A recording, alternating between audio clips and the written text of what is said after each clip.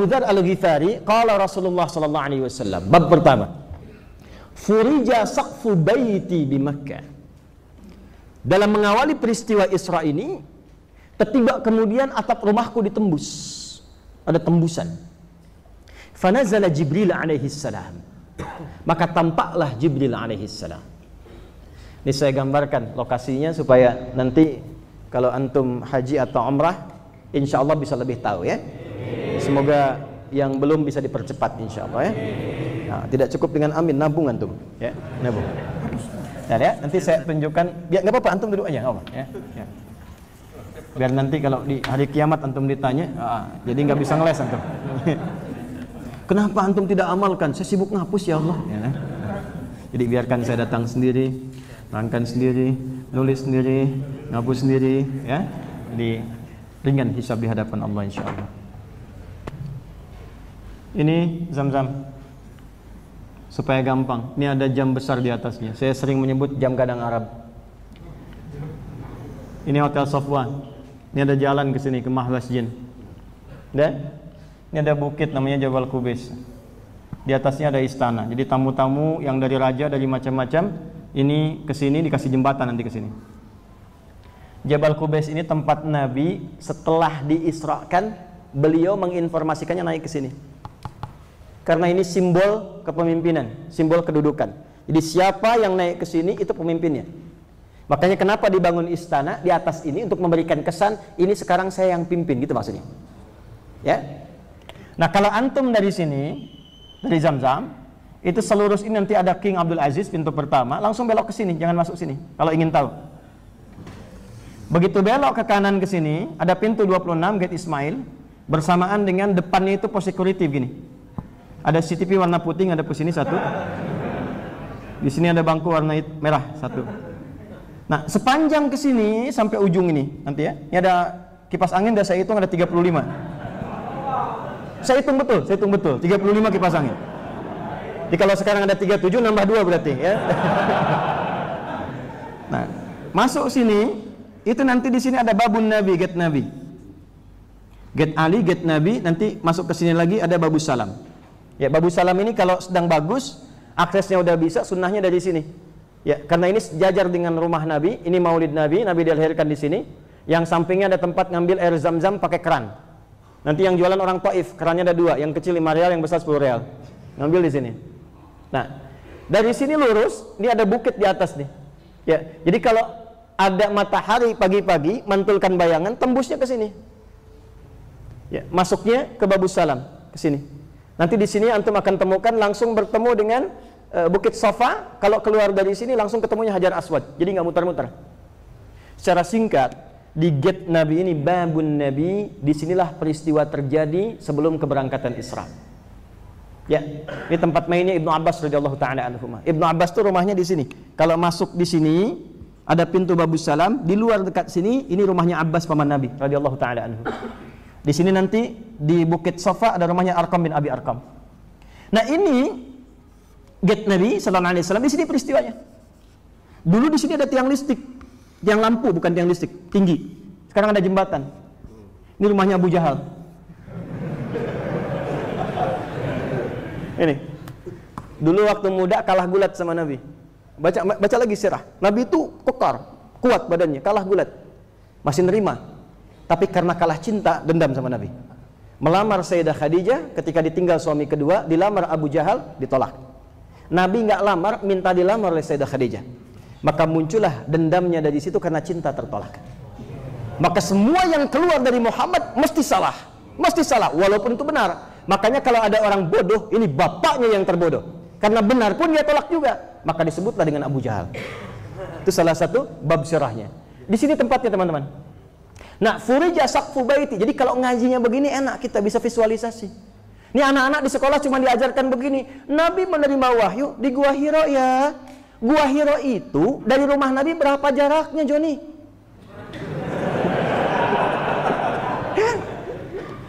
Dari rumah Nabi itu 6-7 kilo.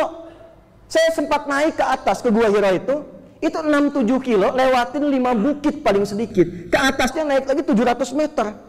Nyampe ke atas puncak, turun lagi sedikit untuk masuk ke akses ke dalam itu. Jadi kalau nggak kuat, nggak mungkin masuk situ. Itu Nabi bolak-balik. Jadi kita bisa merasakan furija saqfu baiti, sebelum peristiwa Isra dimulai itu, ini ditembus nih. Tiba-tiba fanazala Jibril alaihi salam. Fa faraja bi sadri. Maka langsung Jibril alaihi salam menembus dadaku, jiwaku. Ibabnya Kitabul Iman ya. Kitabul Iman. Lalu apa yang dilakukan? Perhatikan baik-baik. Fa faraja bi sadri. Fa afraghaha bima'i zamzam. Maka beliau membersihkan yang kotor-kotor dalam jiwaku itu dengan air Zam-Zam. Ya.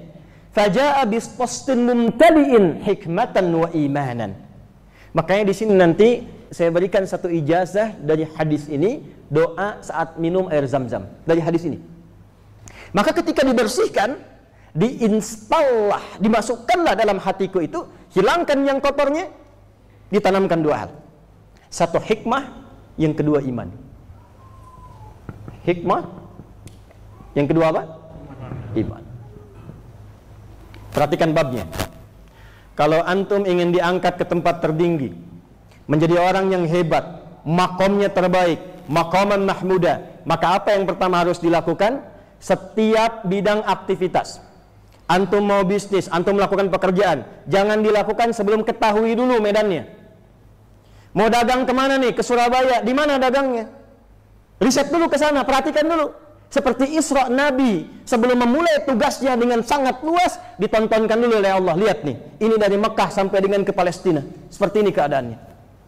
Ini gambarannya. Jadi setelah digambarkan, Nabi punya wawasan yang luas. Jadi tidak mungkin antum bisa sukses mendapatkan derajat tertinggi kalau nggak punya peta kerjanya. Setelah itu, maka mulailah dengan membersihkan diri, sehingga ketika antum berada di posisi terhormat itu, antum bisa menggunakan kedudukan dan posisi itu dengan cara-cara yang benar. Sebab yang muncul sekarang ini, mohon maaf, karena ini tidak dibersihkan isi hatinya. Punya ilmu betul, ahli hukum ya, ilmunya pintar, banyak informasinya, tapi karena hatinya nggak bersih, maka ilmunya digunakan untuk berbuat sesuatu yang maksiat. Betapa banyak ahli hukum dihukum saat ini. Bukankah orang yang mencuri itu paling banyak orang yang pintar? Ilmunya banyak, sekolahnya tinggi-tinggi, tapi karena hatinya nggak bersih jadi masalah. Suami juga begitu. Kalaupun jadi imam, maaf, tinggi posisinya, tapi kalau hatinya nggak bersih, jadi persoalan di rumah tangganya. Istri juga begitu. Istri itu jangan salah, Bu. Saya berikan kabar gembira untuk ibu saat ini. Dan ini cuma hanya untuk perempuan saja, laki-laki nggak dapat ini. Ya, nanti bab laki-laki saya berikan sendiri. Idza shallatil mar'atu sholataha wa shamat shamaha wa hafizat farjaha wa ata'at zawjaha qila laha yaumal qiyamati udkhulil jannata min haitsu syi'ti. Perempuan tuh masuk surganya gampang. Kata Allah, walaupun cuma sholat fardu saja, nggak pernah sholat sunnah. Walaupun cuma puasanya fardu saja Ramadan, nggak pernah puasa sunnah. Tapi dia yang pertama, dia taat pada suaminya yang baik-baik. Sepanjang meminta yang baik. Ummi berjilbab ya, siap. Ikut pengajian ya, insya Allah. Berapa kali? Berkali-kali nggak apa-apa, insya Allah. Baca Quran ya, insya Allah, siap. Diikuti pada yang baik-baik. Wa ata'at zaujaha wa hafizat farjaha, ini babnya. Dan dia bisa menjaga dirinya, awas hati-hati, menjaga kehormatannya agar tidak bergaul dengan yang bukan mahramnya. Jaga, nggak selingkuh. Bahkan nanti di Quran surah keempat ayat 34 sampai plus menjaga kehormatan suaminya. Ya, makanya nanti kalau sendirian disebutnya mar'ah. Tapi kalau banyak kan disebutnya nisa, beda sendiri. Laki-laki sendirian, rajul. Banyak kan rijal. Hurufnya sama, nggak berubah, ra, jim, lam. Artinya tegak, kuat, berwibawa. Kaki disebut rijlun karena tegak menopang tubuh kita, kuat berwibawa. Makanya laki-laki itu disebut laki-laki kalau tegak berwibawa, tegas kalimatnya. Jadi kalau melambai, hilang kelaki-lakiannya. Assalamualaikum. Silam. Perempuan enggak. Kalau dia sendirian namanya mar'ah. Mim, ra, alif atau hamzah, ta. Mar'atun. Seakar dengan mir'atun, cermin. Mar'ah, mir'ah. Ya, harakatnya beda, hurufnya sama. Mar'ah itu sesuatu dari murwah yang senang tampil terhormat. Makanya jangan heran kalau perempuan lekat dengan cermin. Orang Arab mengatakan al-mar'atu kal mir'ah, perempuan seperti cermin, lekat dengan cermin. Ya. Mau ke pengajian, cermin dulu. Turun dari mobil, lihat spion, cermin lagi. Mau masuk, lihat handphone, betulkan lagi. Itu biasa, wajar. Tapi ingat, al-mar'atu mar'ah kal mir'ah, seperti cermin. Pernah tahu cermin? Kalau kita lempar pakai batu, pecah nggak? Pecah. Bisa disambung kembali? Jangan salah, bisa. Bisa disambung kembali, tapi tak mampu memantulkan bayangan yang sempurna. Perempuan sama, kalau dilukai, bisa cepat memaafkan, tapi sulit melupakan apa yang dialami. Woi, belakang. Antum punya masalah sekarang, ngobrol sama istri, rekening listrik tahun 93 diungkit lagi. Mundur. Ya, babnya apa kaitan dengan yang tadi? Tapi kalau banyak, kan jadi nisa. Nisa itu dari kata nasa. Sifat yang gemar cerita, gemar ngobrol, gemar curhat. Jadi maksudnya apa? Sependiam apapun perempuan kalau sendirian, kalau ketemu temannya suka cerita. Itu poinnya. Makanya fasalihatu qanitatun hafizatun lil ghaibi bima hafizallah. Istri yang bersih hatinya itu dia jaga kehormatannya. Dan jangan lupa jaga kehormatan rumah tangga, terutama suaminya ketika tidak sedang bersamanya. Judulnya ngaji, ketemu teman perempuannya, kajian ummahat. Ukhti apa kabar? Dah ukhti itu. Ya, alhamdulillah baik. Bagaimana keluarga? Alhamdulillah. Suami bagaimana? Di situ masalahnya.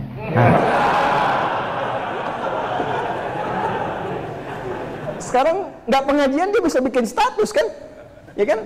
Nggak nyangka ya jadi begini, nyangka tuh. Nah, saya mau kembalikan ke sini. Maksud saya apa? Jika mampu membersihkan diri, itu istri itu punya status terhormat, perempuan itu terhormat. Kata Allah kalau dia mampu mengerjakan itu lewat Nabi Muhammad SAW, udkhulil jannata min haitsu syi'ti. Diperintahkan di yaumil hisab, sudah nggak usah lama-lama, cepat masuk surga dari pintu mana saja yang kamu inginkan. Dari pintu mana saja yang kamu inginkan. Jadi babnya ada, ditarik ke rumah tangga jadi hebat, ditarik ke pekerjaan jadi hebat, ditarik ke kedudukan jadi hebat. Ini tazkiyatun nafas. Karena itu tazkiyah, membersihkan diri, itu babnya yang kedua setelah ayat Quran surah kedua ayat 151. Kama arsalna fikum rasulan minkum yatlu alaikum ayatina wa yuzakkikum. Mustahil jadi orang baik yang terhormat kalau tidak bening hatinya. Makom bisa ditempuh, tapi mahmudah belum tentu. Ya ingat, makom bisa, makom itu tempat terhormat. Tapi apakah mahmudah? Belum tentu. Karena Quran itu mengarahkan bukan cuma pada makom, maqaman mahmudah. Quran surah 17 ayat 79. Asa ayyab'atsaka rabbuka maqaman. 1. 2, hikmah. Agak cepat saya. 2 apa? Hikmah. Hikmah itu punya 2 arti. 1, kumpulan pengetahuan yang luas. Jadi kata Allah, kalau Anda mau terhormat, ya, terangkat pada kedudukan yang tinggi, perbanyak ilmunya. Ini mahasiswa-mahasiswa, pelajar-pelajar nih, ya, rata-rata masih muda-muda, masih belajar dekat-dekat kampus-kampus ini. Itu rumusnya jelas dalam hadis. Antum ngaji Isra Mi'raj, jangan cuma datang dengar cerita pulang. Apa prinsipnya? Kalau antum ingin terhormat, prestasi yang paling tinggi, rajinkan belajar. Perbanyak wawasan, baca yang banyak. Makanya banyak sekali sampai Al-Imam Al-Bukhari menempatkan ilmu setelah kitab iman. Kitab Bad'ul Wahyi, 97 topik. Kitab pertama Bad'ul Wahyi, kedua Kitabul Iman, ketiga Kitabul Ilmi. Itu saya keluarkan semua hadisnya, saya jadikan satu kitab namanya Al-Majmu'. Bekal Nabi bagi para penuntut ilmu.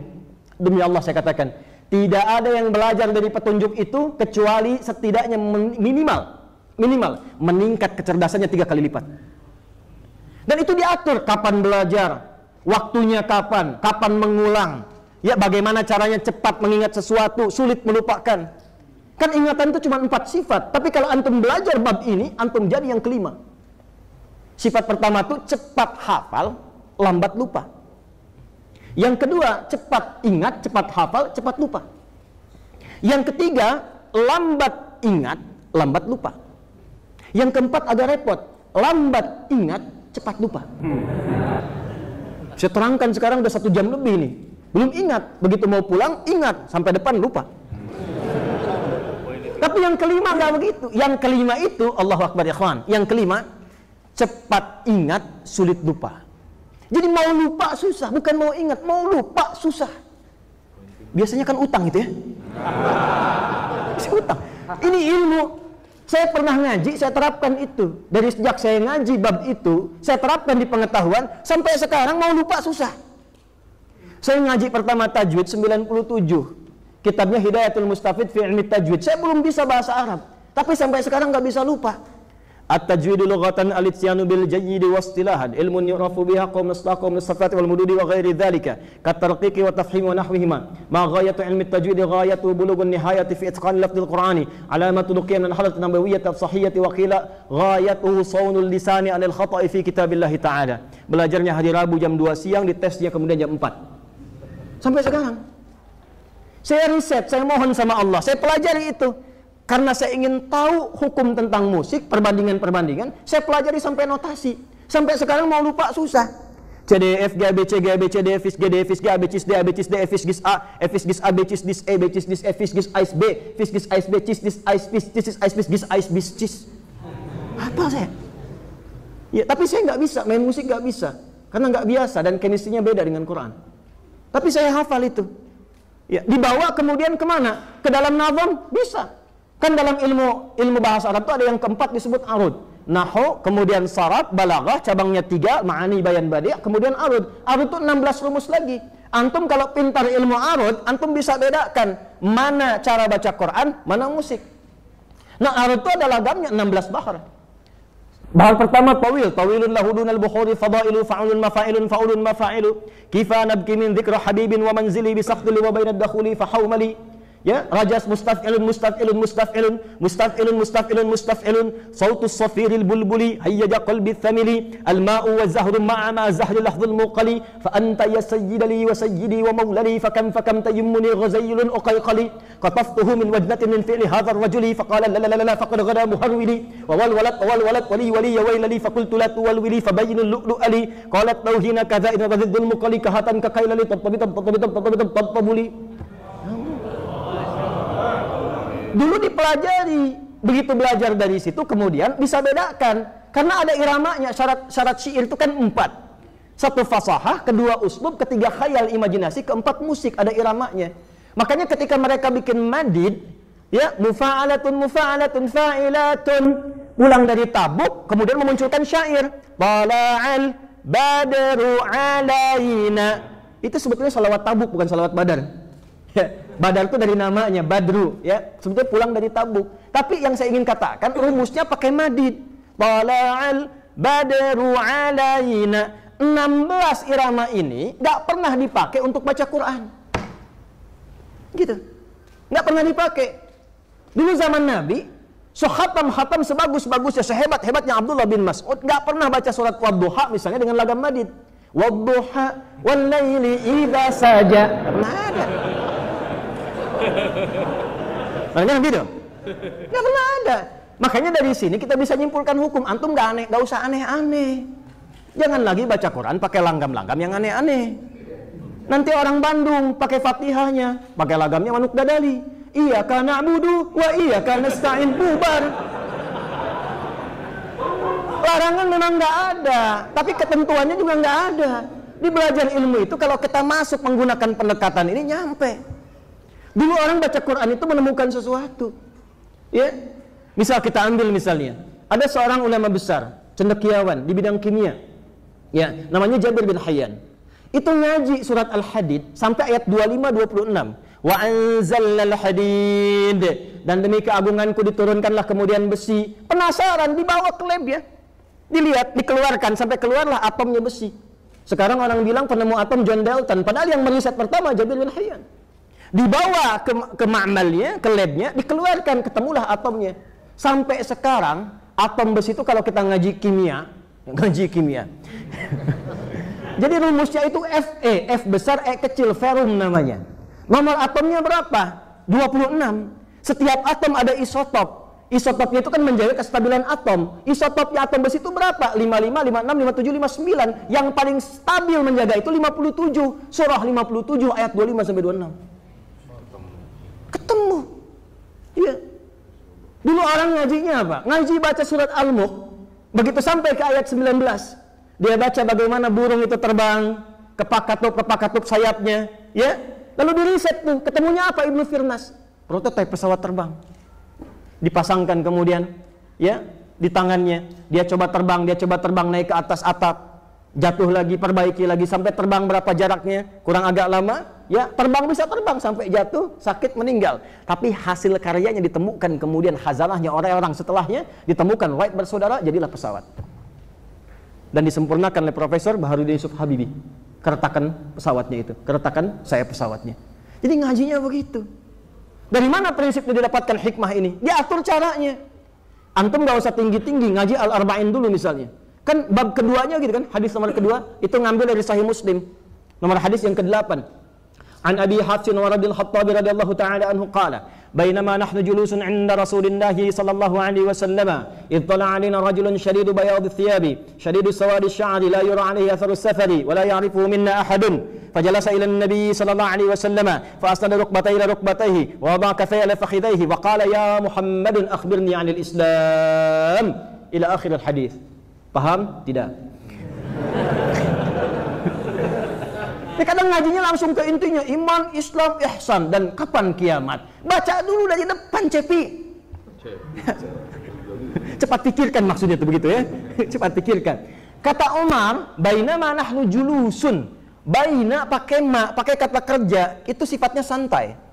Bainama nahnu julusun 'inda Rasulillah. Ketika kami duduk santai dekat dengan Rasulullah. Perhatikan manhaj ilmunya sahabat. Duduk santai pun yang dicari orang pintar yang soleh. Duduk santai pun. Sebab orang pintar itu kalau bercanda nggak akan keluar dari intelektualitasnya. Orang soleh itu kalau bercanda ada manfaatnya. Jangan dikira Nabi nggak pernah bercanda. Ada 150 canda Nabi. 150 hadisnya, canda Nabi kurang lebih. Nabi bertemu kedatangan seorang nenek-nenek, datang kepada Nabi sallallahu alaihi wasallam, kemudian dia berkata, "Ya Rasulullah, aina ana fil jannah?" Dia bertanya, "Ya Rasulullah, di mana saya di surga?" Nabi menjawab, "Ma kunti fil jannah." Enggak ada nenek di surga. Nangis dia pulang. Di jalan ketemu Umar, "Ma biki? Kenapa, Nek?" "Ya, saya datang kepada Rasulullah sallallahu alaihi wasallam. Saya bertanya, aina ana fil jannah? Di mana saya di surga?" Nabi jawab dengan entengnya, "Enggak ada nenek di surga." Umar ketawa, ente lagi ketawa dia. Ya. Saya ini ibadah sampai jadi nenek-nenek, gak bisa ke surga. Gimana? Kata Umar, benar kata Nabi, shadaqan Nabi. Oh, bagaimana? Umar kan jenius. Sampai seorang pemikir dari Mesir namanya Thaha Hussein mengarang kitab namanya Abqariyatu Umar. Kata Umar, memang Nabi benar, di surga itu gak akan pernah ada nenek-nenek. Karena balik lagi keadaan muda dan cantiknya. Saking gembiranya nenek itu lompat pulang. Banyak hadis Nabi tentang canda itu. Ya. Jadi itu prinsip pertama. Maaf ya, antum yang sekolah nih, atau antum yang menyekolahkan anaknya. Anda menginginkan mi'raj terhormat di hadapan Allah. Anda menginginkan anak-anak Anda mengangkat derajat Anda di hadapan Allah saat kembali ke akhirat nanti. Tapi Anda sekolahkan di tempat yang tidak mengenal Allah. Coba lihat anak-anak Anda sekolah sekarang. Diajarin sholat nggak di situ? Diajarin baca Quran nggak? Kalau cuma dunia, jangankan antum, yang lain juga bisa. Manfaat iman antum ada di mana? Mana sisi terhormatnya? Coba antum-antum yang masih belajar juga nih, ambil hadis ini. Setelah itu siapkan diri, datang. Ya, ketika mau berangkat, fajalasa ilan Nabi sallallahu alaihi wasallam. Kalau sudah menemukan tempat yang terbaik, guru yang hebat, dosen yang bagus, kampus yang hebat, duduk paling depan. Duduk paling depan. Ya, sehingga apa yang didengar cepat terdengar. Mau ngantuk, ditahan-tahan. Ya, sampai beritanya ke kita, mau bikin status malu depan guru. Ya, semua fokus semuanya, dapat maksimal luar biasa. Dan bahagianya, maaf ya, saya meriset itu. Sampai saya beberapa keluar negeri, saya perhatikan. Demi Allah saya katakan, nikmat jadi orang Indonesia. Nikmat. Kenapa? Karena Allah menciptakan tempat sekitaran kita, dari alam dan sebagainya, mendukung kita untuk mudah mempelajari apapun. Ini lidah kita nih. Lidah ini kan fungsinya mendukung, selain mengecap rasa, mendukung untuk bicara.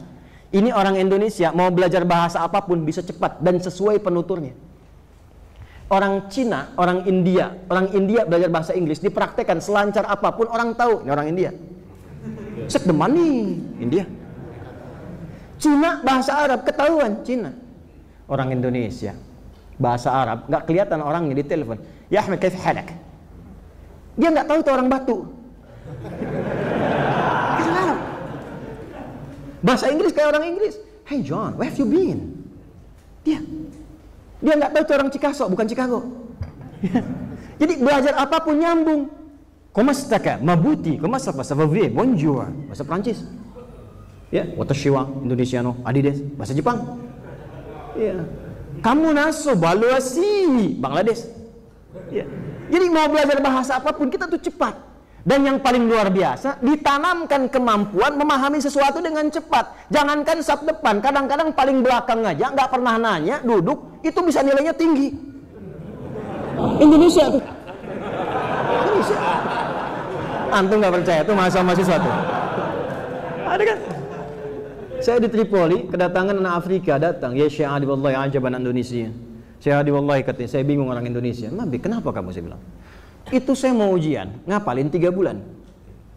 Begitu besok mau ujian, si Fulan, orang Indonesia, minjem catatan saya. Besoknya keluar nilai, saya 7,5, dia 8. Saya bilang, kamu belum tahu sistem SKS. Sistem kebut, kadang-kadang sejam. Tapi itu anugerah. Apalagi kalau antum duduk paling depan, diambil manhaj Nabi ini, dipahami dengan baik. Ambil majhad tafaqquh Quran surah 9 ayat 122. Masuk dengan keluar mesti beda. Jangan tinggalkan kelas sampai dengan paham. Masuk tuh belum paham, jangan sampai keluar pun belum paham juga. Itulah Mi'raj. Itulah Isra. Datang, kurikulumnya keluarkan, tingkat tertinggi hikmah. Yang kedua, ketika ilmunya sudah luas, bersikaplah bijak. Ya, al-isabatu fil aqwal wal af'al wa wad'u kulli syai'in fi mahallihi. Kesesuaian antara perkataan, perbuatan, dan menempatkan sesuatu tepat pada tempatnya. Bijak. Semakin banyak ilmu, semakin luas wawasan, semakin bijak. Yuk kita tarik. Saya akan padukan karena waktunya kita cepat sekali dan sangat singkat. Saya akan langsung sambungkan ke sini. Ya, sambil nyambungkan ini terus ke sini. Nanti saya balik lagi. Bapak Ibu masih ingat gak? Oleh-oleh terbesar dalam Isra Mi'raj itu apa? Salat kan? Coba perhatikan salat. Salat itu ibadah yang sangat unik, pokok dan unik. Dan ini nanti yang mengantarkan kepada maqamah mahmudah dari salat. Dan itu suratnya di Al-Isra. Surat Al-Isra, surah 17 ayat 78 sampai 80. Aqimis salata liduluki syamsi ila ghasaqil laili wa qur'anal fajr. 5 waktu. Inna qur'anal fajri kana mashhuda. Yang 5 waktu. Wa minal laili fatahajjad bihi nafilatan lak. Kalau mau tambah tingkatkan kedudukanmu di hadapan Allah, naikkan statusnya, upgrade jadi abdun yang saleh. Karena nanti ada hadis lain, ya, ni'mal abdu Abdullah, hamba yang paling baik Abdullah, abdun, sepanjang dia gemar menunaikan salat malam, kata Nabi. Ya, ma yaqumul lailu. Yang paling menarik, asa ayyab'atsaka rabbuka maqaman mahmuda. Mengantarkan ke sini, maqam mahmuda. Fokus. Nah, yang paling indah, apa kaitan sholat dengan hikmah? Dengan hikmah. Ternyata balik. Kejawaban dari Allah pada doa Nabi Ibrahim dan Nabi Ismail tadi. Masih ingat gak? 2 Nabi tadi minta berapa? Dijawab berapa? Perhatikan jawabannya.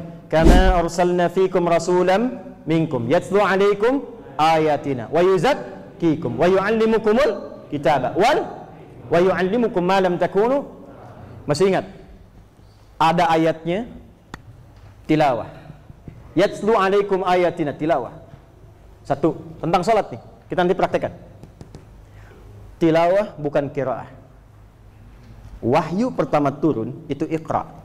Dari kata qiraah. Iqra bismi rabbikal ladzi. Iqra itu baca, tidak menuntut pemahaman. Asalnya itu. Antum baca aja, mau paham mau tidak yang penting baca. Tapi kalau tilawah, baca, pahami yang dibaca itu. Amalkan apa yang telah dipahami itu. Itu tilawah. Makanya kalau ada orang ngaji, cuman baca, disebutnya qori kan? Tapi supaya antum paham, di sampingnya ada yang menerjemahkan kan? Ingat ya, siapa namanya itu? Syari tilawah. Supaya kita paham, mengerti maknanya ini. Tapi mungkin yang pertama menerjemahkan dari Malang namanya Bu Sari. Makanya disebut Syari tilawah. Kalau Edi tilawah, gitu ya? Nah, Sari itu sebenarnya nggak ada. Yang ada tuh tilawah saja. Tapi nggak apa-apa, mungkin pertama kali menerjemahkan Bu Sari. Makanya Syari tilawah. Nah, yang ingin saya katakan, ketika masuk perintah sholat itu nggak pakai ikra, pakainya tilawah. Kata perintahnya utslu, talayatslu, tilawatan utslu. Buka Quran surah ke-29 ayat 45. Utslu ma uhiya ilaika minal kitab wa aqimis shalah. Sebelum Anda sholat, kata Allah, baca, pelajari dulu, pahami dulu apa yang akan dibaca dan dilakukan dalam sholat supaya kamu lebih khusyuk dalam sholat. Ini problemnya. Banyak sekarang orang menunaikan sholat tapi tak mengerti apa yang dibaca dan dilakukan dalam sholatnya. Tunjuk diri kita, jangan tunjuk orang lain. Dari ribuan kali ruku dan sujud sampai dengan detik ini, berapa persen bacaan sholat yang dipahami? Bagaimana bisa khusyuk kalau nggak paham? Sementara semua bacaan dan gerakan sholat itu ada maknanya. Makna itu yang disebut dengan hikmah. Jadi kalau kita mengerti bacaan dan gerakannya, dipakai dalam sholat, maka fungsi sholat yang pertama kali hadir itu muncul. Apa itu? Tazkiyah. Wa yuzakkikum. Apa fungsinya? Innas sholata tanha anil fahsya wal munkar. Itulah tazkiyah. Itulah kembali ke hadis tadi, pembersihan diri. Itu sholatnya kalau pakai tilawah, dalilnya dipakai, hadiahnya Isra Mi'raj. Gitu. Jadi kalau benar kita sholatnya, contoh begini, contoh nih ya, contoh saja. Jadi semua bacaan dan gerakan sholat itu ada maknanya. Kitabnya ada Nadharat fi Ma'ani Sholat, Asrarus Sholat, itu banyak kitabnya. Saya sudah riset ini. Contoh, lihat sini. Contoh ya. Antum kalau ngangkat tangan, ya, angkat di Abu Daud misalnya, sambil mengangkat tangannya, misalnya pada yang pertama begini, hadwaman kibaihi di hadis Muslim, ya. Kemudian mengucapkan fayaqulu Allahu Akbar. Mau yang di sini di Ibnu Majah, mau yang di sini di hadis Muslim atau Al-Bukhari, itu sama-sama mengangkatnya seperti ini, kemudian mengucapkan Allahu Akbar. Apa artinya begini? Hah? Ini ada maknanya. Apa maksudnya? Maksudnya saat antum akan sholat, maka antum mengangkat, mentawajuhkan diri hanya untuk pasrah kepada Allah saja. Maka buang semua urusan dunia ke belakang. Kalau ingin sholat, dunia jangan dibawa-bawa, buang ke belakang, pasrahkan pada Allah. Buang. Ini orang kebanyakan sulit khusyuk karena saat takbir dunia masih dibawa. Ya. Lisannya Allahu Akbar, Allah yang Maha Akbar. Tapi kadang-kadang begitu takbir Allahu Akbar, lisannya Allahu Akbar, tapi perilakunya handphone Akbar. Allahu Akbar, tang ting tung ting tang ting tung tang ting tung. Maaf ya, sedang sholat. Ya, di Mekah kan kadang begitu ya. Ya, Allahu Akbar. Sorry brother, I'm praying. Maaf kawan, saya sedang sholat gitu. Dikalahkan. Allahu Akbar, tapi jemuran Hu Akbar. Update status Hu Akbar. Proyek Hu Akbar. Yang kadang-kadang tega membatalkan sholatnya untuk kepentingan dunia. Ya, jadi kalau yang begitu setan cuma niup doang batal. Dan celakanya ada setan menggoda orang sholat, khusus itu. Nanti lain waktu kalau ke Malang, catat saja ya, insya Allah kita belajar fikih setan. Belum pernah ada kan? Belum pernah ada. Ada 9 tuh, waspadalah. 9 jenis setan. Jangan dikira masjid aman, ada setannya masjid. Ada setannya. Dan setan masjid khusus menggoda DKM. Ingat itu. Ingat. Jadi kalau belum dibangun, mau bangun cepat, semua kompak, udah jadi bisa ribut. Karena setannya jenius, kalau yang digoda jamaah hilang satu, datang yang lain. Tapi kalau DKM yang dipecah, orang malas datang. Kenapa nggak ke masjid itu? Ada DKM-nya aja ribut. Itu setan masjid. Dan dia itu dinasnya double, ya. Dan memastikan menggoda orang yang sholat, namanya khanzab. Khanzab. Jadi kata Nabi, kalau anda itu belum sholat, baru berdiri begini, fokus seperti ini, berdiri, itu kita bisa nggak ingat apa-apa, mau sholat aja. Tapi kata Nabi, begitu anda bertakbir, wa idza kabbara kama qala Rasulullah, begitu anda takbir Allahu Akbar, baru dia bertugas. Fayaqulu syaitanu, maka khanzab berkata, udhkur kadza, ingat ini ya, ingat itu. Makanya saat antum mulai takbir begini, baru antum bisa ingat apapun yang tidak ingin antum ingat. Itu pasti benar. Karena bahasa Nabi, antum kalau masih begini nggak akan ingat apa-apa, pasrah. Tapi begitu begini, Allahu Akbar, setan nginput langsung. Sendal tadi aman nggak? Parkiran awas tuh, ya? Itu baru takbir itu. Hatta la yash'ural musalli kam raka'atan yusalli. Sampai ada yang tidak sadar berapa rakaat sedang menunaikan salatnya. Itu bahasa Nabi. Ya. Kalau nggak percaya nanti subuh kejadian tuh. Ntar antum subuh tuh ya, baru takbir, antum akan ingat ceramah saya ini. Hati-hati, setan mulai menggoda. Itu setan. Itu setan. Nah ini bab 1. Jadi kalau kita ngambil oleh-olehnya salat, menerapkan kerumusnya, mengangkat ke tingginya, dalilnya ada semua. Qurannya ada, hadisnya ada. Makanya dulu yang dilatih oleh Nabi, petunjuk dari Allah sebelum hijrah, bukan puasa, bukan zakat, bukan haji, salat dulu. Dan itu diajarkan dari berdiri. Apa maknanya berdiri? Coba kenapa berdirinya nggak terlampau lebar begini? Kenapa nggak terlampau rapat? Kenapa sejajar dengan bahu begini? Itu ada maknanya. Ngajinya tuh pas ada 4. Nah sekarang kita baru 2. Ada yang baru 2. Ya, 1 bacaan, kedua adalah gerakan. Kebanyakan orang belajar sekarang bacaannya ini, gerakannya ini. Betul secara fikih. Sah kewajiban. Nggak dosa, ada pahala. Tapi makna belum tentu dapat. Itulah sebabnya banyak orang sholat menggugurkan kewajiban, tapi manfaat sholatnya nggak dapat. Mana tanha anil fahsyi wal munkarnya? Keluar dari masjid masih tertukar sendal. Sendal saya mana ya? Ya Allah lupa. Ini dia ya Allah. Dia pakai padahal dia ke masjid nggak pakai sendal.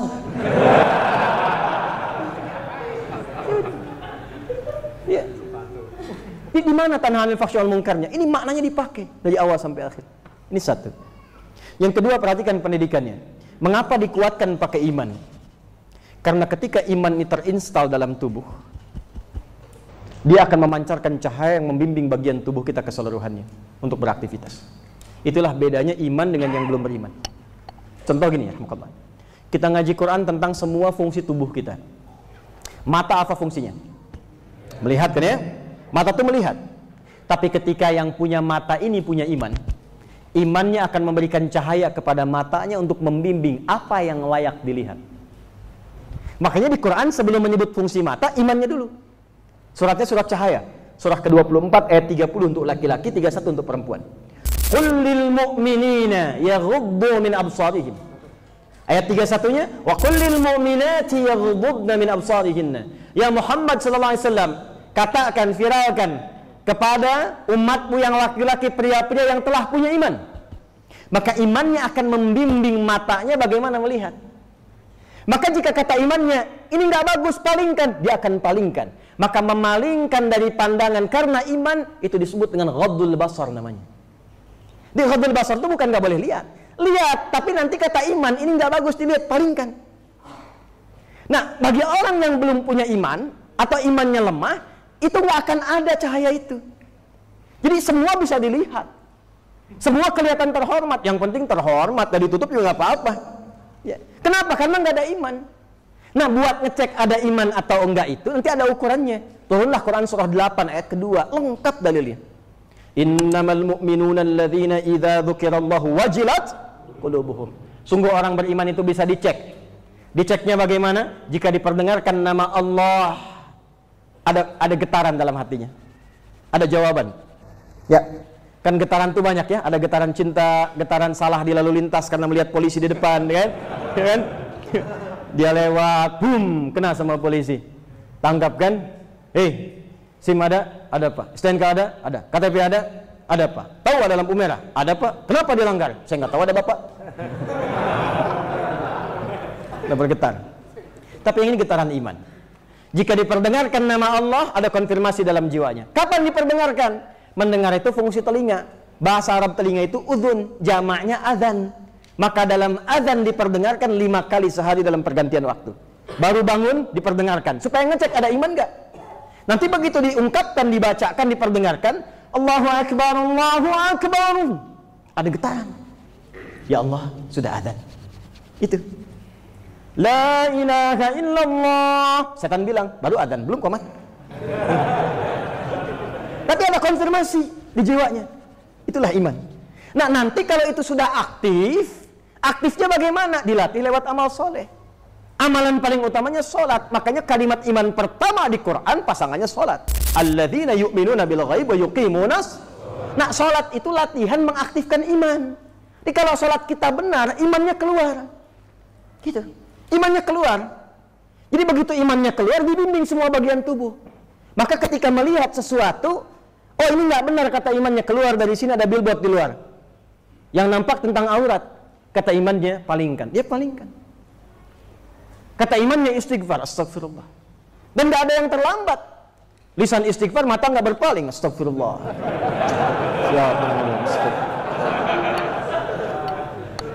Lisan itu pasti baik, karena lisan itu ketika disebutkan imannya dulu. Quran surah 49 ayat 11 sampai 12. Ya ayyuhalladzina amanu la yasraqu minkum. Iman dulu, jangan saling mencela. Maka orang beriman nggak akan mencela. Antum ngaji di mana? Antum ngaji di mana? Ada perbedaan yang antum nilai wajar, sudah berbeda nggak ada masalah. Tapi mencela itu ada masalah. Ya, kalau berbeda, kenapa harus saling mencela? Antum ngaji Quran, antum ngaji hadis, ngaji sunnah. Di Quran mengatakan bersatu, jaga dengan baik, jangan mencela. Antum pulang bisa mencela. Quran mana yang antum pelajari? Kalau beda, ditunjukkan. Kalau yang pokok diluruskan, kalau yang furu ditoleransi. Nanti kita tunjukkan dalam bab sholat. Ya. Nah, kembali ke situ lisan. Lisan. Karena ini nanti akan fatal. Ada orang sudah seharusnya masuk ke dalam surga, tapi punya persoalan karena nggak optimal menerapkan ini. Di hadis Muslim, kata Nabi, ya'til yaumal qiyamati bi sholatin wa siyamin wa zakatin. Di hari kiamat dia pulang, salatnya rajin, zakatnya rajin, puasanya rajin. Tapi sayang, qad syatama hadza, dia mencela si fulan. Wa kadzafa hadza, menuduh si fulan. Wa daraba hadza, senang berselisih. Wa safaka dama hadza, ada yang bahkan menumpahkan darah menyebut nama Allah di dalamnya. Maka timbangannya begini, tu'khadhu hadza min hasanati wa hadza min hasanati. Kalau ada orang salat mencela orang lain, diambil pahala salatnya, diberikan, ditransfer kepada yang dicela itu. Fa in faniyat hasanatu, kalau habis kebaikannya, diambil dosa orang yang dicela itu, ditimpakan kepadanya, faturiha finnar. Dilemparkan ke neraka dulu, dibersihkan dulu. Ini bab kaitannya ini, teman-teman, ikhwan. Iman. Jadi kalau benar salatnya, iman aktif cahayanya. Dibimbing bagian tubuh kita. Makanya kalau antum lihat sesuatu kan, antum buka YouTube nih, mau ngaji, iklannya nggak betul, langsung antum hilangkan kan, pindah kan, itulah iman. Jadi kalau di luar itu melihat sembarangan, nggak ada skipnya, tampilannya terbuka, karena nggak ada iman, wajar, karena nggak ada iman. Makanya ukurannya standarnya standar kehormatan dari budaya, kita standarnya iman. Jelas di sini? Halo, jelas? Oke, teruskan. Pelajaran pertama. Hikmah dan iman. Jadi sepulang Isra Mi'raj, sepulang kajian, kita tetap punya semangat untuk menggapai posisi tertinggi dan kita mulai semua dengan mendekat kepada Allah. Maaf, di rumah tangga. Pengen rumah tangga samara? Gini ya, samara itu kan sakinah, mawaddah dan rahmah. Yang punya sakinah siapa? Yang punya mawaddah? Yang punya rahmah siapa? Yang punya rizki siapa? Antum pengen itu semua, antum jauh dari Allah. Bagaimana mendapatinya? Maka itulah kenapa bab sholat dimulai dari awal. Betapa banyak persoalan yang sebetulnya sangat sederhana menjadi kompleks dan sulit diselesaikan karena selalu meninggikan pengetahuan dan jabatan. Tapi tidak sedikit masalah besar itu hilang karena dihamparkan di atas sajadah dalam menunaikan sholat mendekat kepada Allah. Makanya suratnya surat At-Tolak, tapi isinya tentang takwa. Wa may yattaqillaha yaj'al lahu wa yarzuqhu min haitsu la. Dan amalan pertama takwa itu apa? Salat. Dzalikal kitabu la hudal lil. Siapa muttaqin di situ? Alladzina yu'minuna bil ghaib wa yuqimunas. Satu. Dua. Salat itu satu-satunya amalan dalam Islam yang banyak ikhtilafnya. Banyak ikhtilafnya. Contoh. Mohon izin, mohon maaf. Saya ambil dulu misalnya dari takbir. Takbir itu sudah ikhtilaf. Sudah ada ragam perbedaan. Ada yang di sini sejajar dengan bahu. Ada yang di sini sejajar dengan daun telinga. Kemudian mengucapkan Allahu Akbar, iftitah. Iftitah sudah ikhtilaf.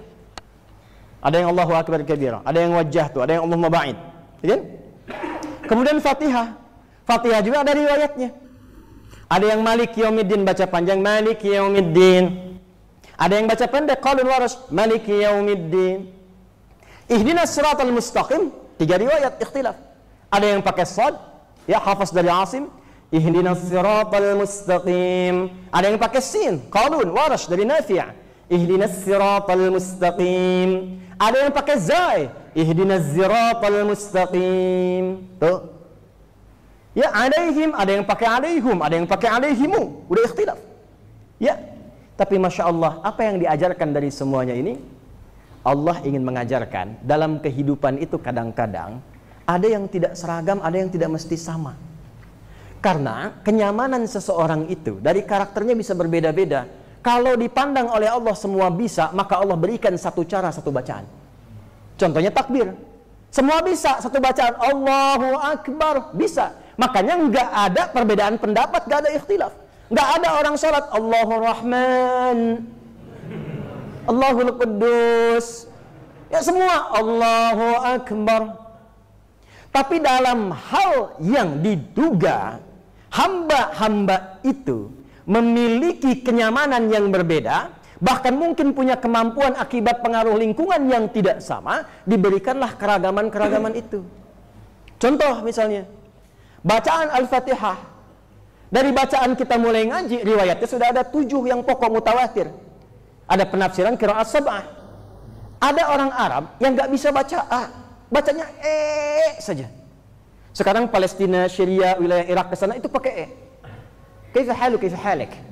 Madrasah, ana, ani, anta, inti. Mungkin Betawi ke sana nasabnya deh. Itu antum mau paksa-paksa dari ke A sampai kiamat kurang 2 hari, susah. Karena pengaruh topografi lingkungannya membentuk dia mengucapkannya jadi Ya sama di sini, sepeda. Main ke Medan, sepeda. Ya, barangnya kan sama, cara bacanya beda. Karena pengaruh lingkungan membentuk lidah dia bertutur. Maka turunlah riwayat menggunakan selain A. Wadduha, wallaili idza saja, ma wadda'aka rabbuka wa ma qala, walal akhiratu khairul laka minal ula. Wadduha, wallaili idza saja, ma wadda'aka rabbuka wa ma qala, walal akhiratu khairul laka minal ula. Antum bisa senyum ketawa. Saya baca di tempat lain wadduha. Dia ketawa tuh. Ini nggak biasa. Ya, sebelum Nabi lahir sudah ada yang begitu. Loh. Telat dia tuh. Kan? Beda kecepatan cahaya dengan suara kan? Hanya paling depan sini. Ya, lambdanya pas, panjang gelombang bisa dijangkau, frekuensi nyampe. Gitu. Yang belajar fisika tuh. Balik lagi. Ada yang bisa sin, ada yang nggak bisa sod, nggak bisa dipaksa. Saya di Libya dulu. Saya diangkat jadi amin khutbah. Ketua Majelis Dewan Khatib. Jadi bisa menentukan siapa yang mau naik khutbah, siapa yang tidak. Itu satu kali, guru kami cerita. Itu ada murid saya dua-duanya hafal Quran. Cuman ngajinya beda. Yang satu pakai riwayat Qalun, pakai sin, satu Hafs pakai shad. Dua-duanya ketemu tuh karena nggak pernah belajar satu dengan yang lain, merasa dia yang paling benar. Yang shad bilang yang benar pakai shad, ihdinas siratal mustaqim. Yang sin yang benar pakai sin. Datanglah kepada syekhnya. Syekhnya bijak sekali. Syekh, mana yang benar di antara kami? Kata syekhnya, ya bunai iqra, kamu baca. Ihdinas siratal mustaqim pakai shad, hasbuk. Ya bunai anta iqra. Baca satunya lagi, ihdinas siratal mustaqim pakai sin, hasbuk. Kalian berdua salah, yang benar ihdinas siratal mustaqim. Ya, gurunya ingin mengatakan boleh jadi ada sebagian orang lisannya sulit mengucapkan sin dan sod, dia pakai zai. Dalam sholat kita dapatkan itu. Nanti ada yang sesuai peristiwa, bismillah misalnya. Bismillah itu kurang lebih 70 hadis. Caranya ada 4 bacanya. Bisa dijaharkan, bismillahirrahmanirrahim. Bisa silent. Ya, bismillahirrahmanirrahim. Nah, kalau silent itu sir, jangan dibunyikan. Ini sudah silent tapi dipepetin ke mic. Bismillahirrahmanirrahim. Nah, itu jahar namanya. Jahar itu kedengaran orang. Kalau silent itu ya kita aja yang dengar. Ya.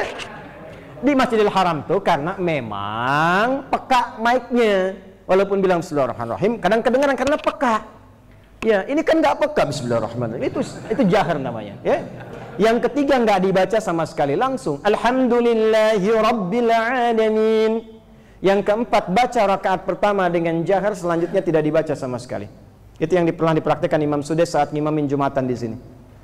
Keempat, subuh rakaat pertama dijaharkan Bismillahirrahmanirrahim. Rakaat kedua, Alhamdulillahi Rabbil Alamin. 4 cara. Itu namanya manhaj. At-tariqul wadih. Semua dalil yang ada dari Nabi. Tapi ketika antum praktekkan, kan antum nggak mungkin milih keempat-empatnya. Saya tuh sedang semangat belajar sunnah, pengen yang paling sunnah. Jadi imam di masjid ini, dia praktekkan keempat-empatnya. Bismillahirrahmanirrahim. Nggak dibaca sama sekali. Nah, ketika antum memilih salah satu, itu disebut dengan madhab. Singkatan dari madhaba ilaihi. Apa yang cenderung dipilih, apa yang cenderung diambil, disingkat jadi madhab. Jadi sebetulnya nggak ada hubungan dengan NU dan Muhammadiyah. Ya, belum ada zaman Nabi. Ketika riwayat ini turun, NU belum ada, Muhammadiyah belum ada. Jadi jangan langsung simpulkan Bismillahirrahmanirrahim NU.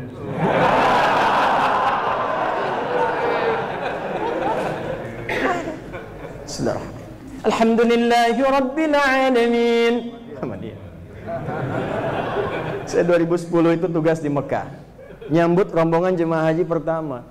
Pas Isya, imam saya Sudais, sana kan Hambali, basmalahnya silent. Begitu mulai dibaca, dia silent terus. Alhamdulillahi Rabbil Alamin. Itu komen pertama jamaah samping saya, persis. Iki imamnya Muhammadiyah dong.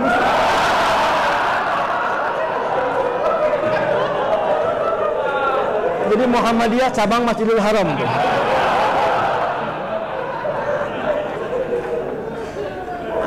Jadi kalau begini kita ngajinya, kita paham, sholat mengajarkan toleransi. Ilmu luas, jadi kita ngerti. Kunut dalilnya ini. Oh, iya.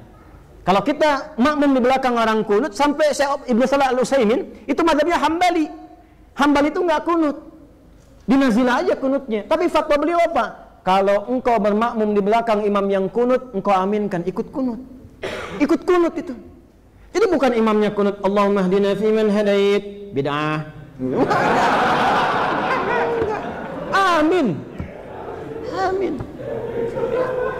Antum jadi imam, imamnya nggak kunut, di belakang nggak usah sujud sahwi. Kan ikut imam. Innama ju'ilal imamu liyutamma bihi. Fa qira'atul imam qira'atul ma'mum. Dijadikan imam itu untuk diikuti, semua tercover oleh imam. Babnya ada. Itu bukan talfik namanya. Karena ikut imam. Kalau kita paham, dan imam pun nggak sembarangan. Jadi imam ada kualifikasinya. Siapa yang jadi imam? Imam tuh ketika akan sholat nengok dulu ke belakang, ada fikihnya. Itu nengok lu bukan formalitas, cuma nengok ke belakang. Istau, makmum jawab, sudah tahu.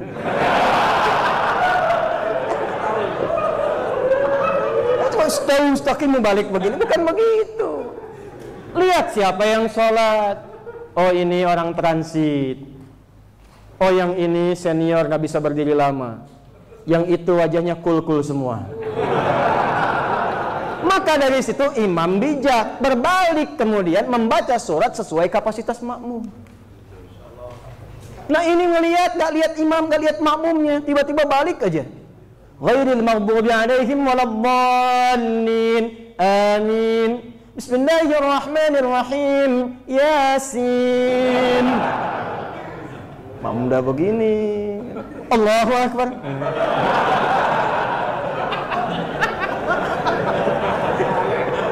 Itu kejadian saya nyata. Saya masuk pertama pesantren 97, masuk pertama kali pesantren.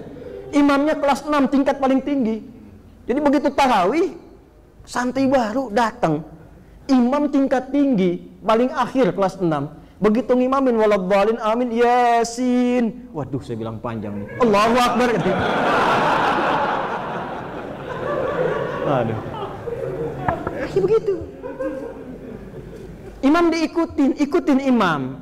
Tapi imam juga nggak selamanya benar. Kalau bersih hati imamnya, imam bisa bijak. Coba lihat, ada yang belum rapat safnya, ya kan? Kalau hikmah itu ada, hatinya bening, ajakannya gampang. Pak, mohon izin bisa dirapatkan, ya kan? Wah, terserah saya lah.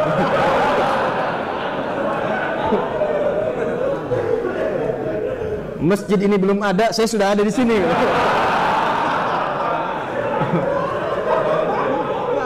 Nggak apa-apa yang begitu. Oh, alhamdulillah, mohon maaf Pak kalau salah. Ya kalau Papang memang pengen renggang begitu, nggak ada rapat-rapatnya, Bapak yang imam, saya yang makmum. Kan imam nggak merapatkan saf, ya kan? Ya dulu saya datang pertama dari Tripoli ke Jakarta, itu masuk saya bimbing pesantren, di situ ada komunitas, itu mantan pimpinan-pimpinan bos-bos semua tuh. Karena ada syndrome of power, di perusahaannya jadi pimpinan, di masjid pengen jadi imam. Bacaan nggak pas. Saya sampaikan pertama begini, Pak, jadi imam itu ada kualifikasi, bacaan mesti benar, jawabannya bagus. Justru Ustadz, dengan jadi imam itu bacaan kita bisa dibenarkan, katanya. Wah, ini repot nih. Maka pakai fikih dakwah, bagus Pak, bagus, bagus, boleh Pak. Saya sepakat Bapak jadi imam, sambil kita benarkan, sambil jadi imam. Jadi sambil Bapak dibenarkan, Bapak imamnya spesial duhur dan asar dulu. Nanti saya khususkan santri untuk bimbing Bapak.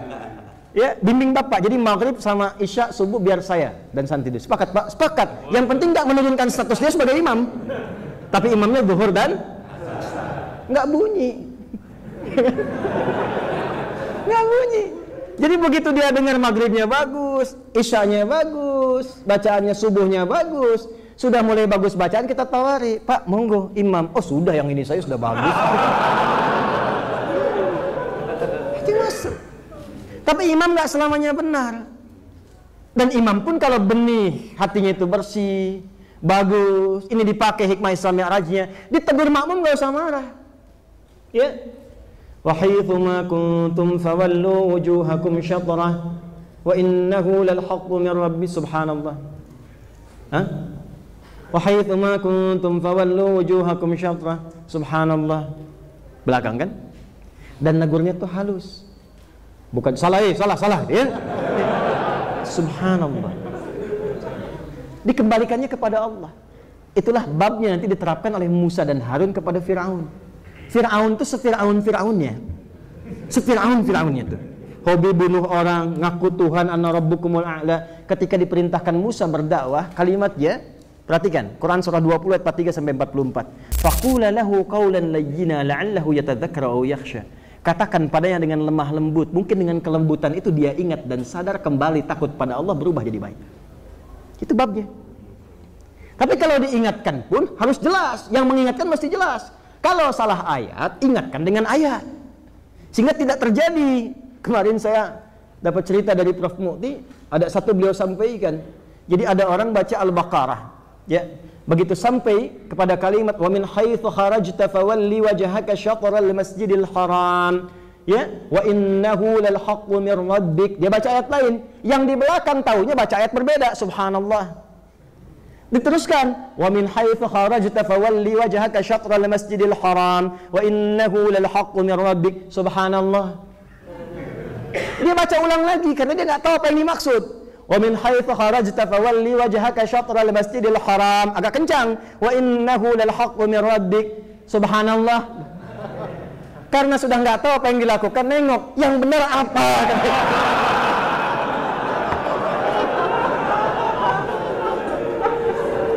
Ya, jadi makmum pun kalau mau luruskan imam itu, ada yang beda pendapat, mesti jelas juga. Kalau mau menyoal, datangkan argumentasi, duduk baik-baik. Jangan cuma karena berbeda, belum kenal, sudah berpisah. Assalamualaikum akhi, bid'ah. Waalaikumsalam. Gimana? Beda boleh, tapi jangan sampai perbedaan itu menghalangi kita minum teh bersama. Asik dia soalnya. Praktekan. Nah itulah yang menyatukan. Memang tidak harus sama, pasti akan berbeda. Pasti akan beda. Karena masing-masing punya kecenderungan. Kan Al-Baqarah 148 kan?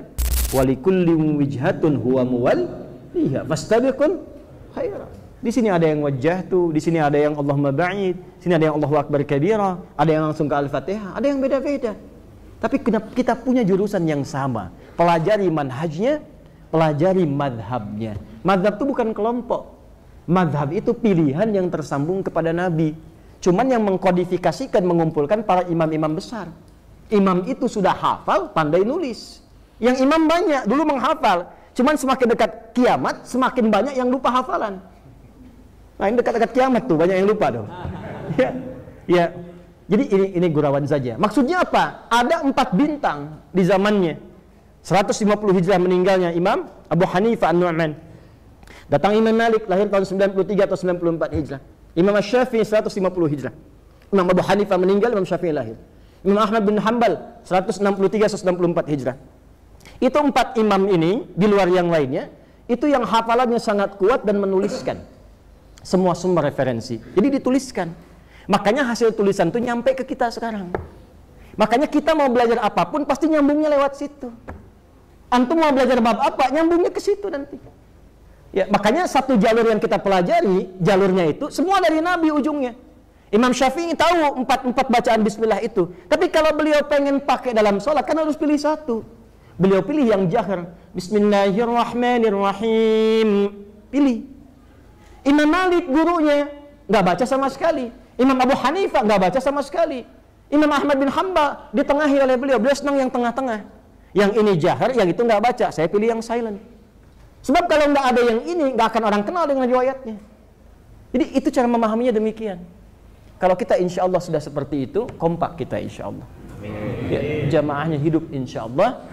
Dan hikmah Isra Mi'rajnya pasca Isra Mi'raj, semangat itu mengantarkan kita pada awal langkah tempat tertinggi dengan hati yang bersih. Maka dari hati yang bersih itulah sofa muncul menuju kepada marwah. Kalau sudah dapat marwah di posisi yang tinggi, tinggal kita memohon, maka disitulah berkah dan rahmat diturunkan oleh Allah Subhanahu wa ta'ala.